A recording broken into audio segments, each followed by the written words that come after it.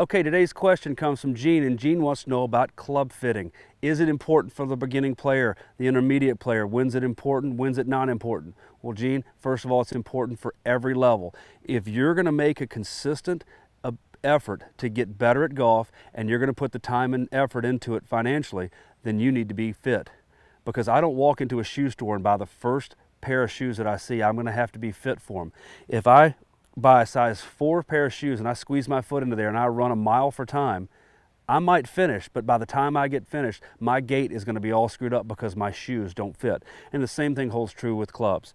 The first phase of club fitting is you want to make sure that the lie of the club is correct. And most often, we hit shots off a lie board and it makes a mark on the club. All you need to understand about club fitting is if the lie of the club is too upright, the heel will tend to hit first, shutting the blade down, and you will tend to pull the golf ball or hit it to the left.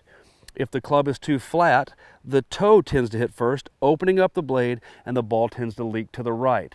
Any competent club fitter can fit you for lie. Now, there's some other club fitting issues that people tend to forget.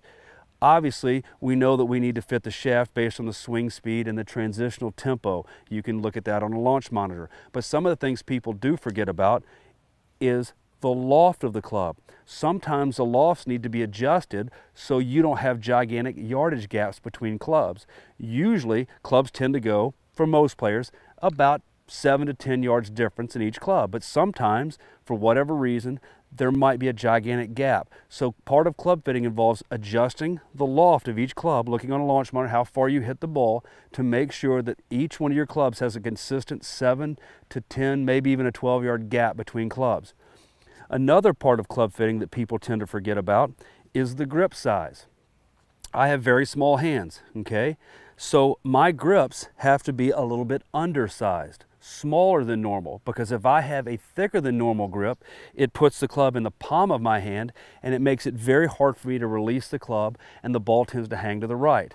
Consequently, if you have a grip that's too fat, the club tends to hang open just a little bit, goes to the right. So you can have grips that are too small or grips that are too large. Those are also club fitting issues that you need. The final club fitting issue that you need to pay attention to is the swing weight and the static weight of the club. Static weight is nothing more than how heavy this thing is. Okay, that's pretty important. We can make clubs heavier or lighter based on shafts and head materials.